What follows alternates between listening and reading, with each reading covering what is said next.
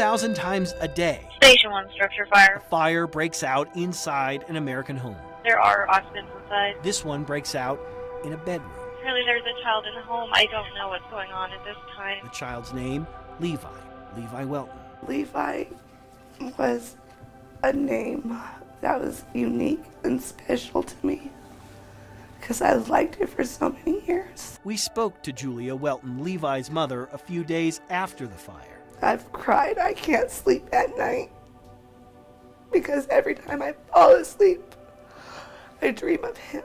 Levi's life was a life lived in limbo, sometimes living with mom and dad, sometimes not. Late last year, after a stint in foster care, he went back with his parents. Logan County Human Services staff remained concerned and ordered a private lab to take hair samples from Levi and his 4-year-old brother. I have stomach cancer. That's why I use marijuana. I never once smoked it around my children. And while that's debatable, Do you ever test positive for? No. that is not true. Records obtained by 9 Wants to Know say 4 days before the fatal fire, Omega Laboratories tested the two brothers' hair for THC, an active component of marijuana. And in a cruel twist, We have flames showing. I copy flames showing. hours before the fire, the county ordered tests. Came back positive, not on just one, but both.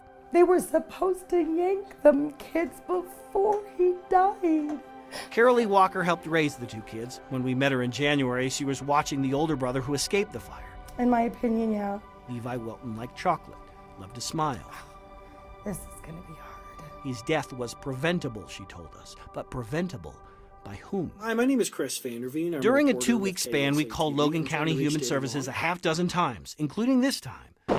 When our phone calls went unanswered, we went to Sterling ourselves to a monthly public meeting with the Logan County Human Services Director, David Long. And at this point, I would like to open it up for public comment. I've called you repeatedly, and I haven't heard back from you, and I'm just curious as to why that. You don't even know what I'm going to ask. Long told us by law he cannot talk directly about the death of Levi Welton. We pointed out to him since 2010, 2 other children under the supervision of this office have died as a result of child abuse. And I think the question is there a problem with Logan County Human Services? Death of any child is preventable, period.